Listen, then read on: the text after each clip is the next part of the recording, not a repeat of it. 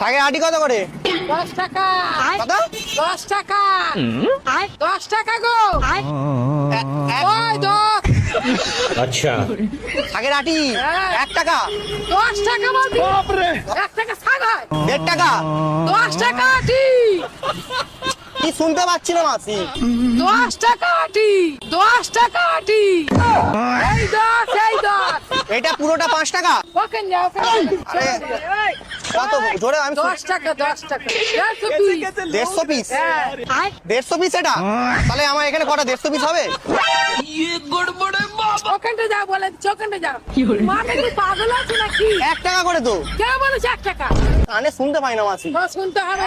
বিক্রি নেই, চলে যাও। বিক্রি নেই, ঘর যাও। আমার শাক বিক্রি নেই। কেন? করবো নি বিক্রি। 1 টাকা করে দাও না। দুটো 2 টাকা। দুটো 20 টাকা। দুটো 2 টাকা।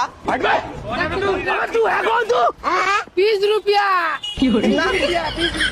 2 পয়সা দুটো। পুরোটা দিয়ে দাও না আমাকে, 2 পয়সা দেবো।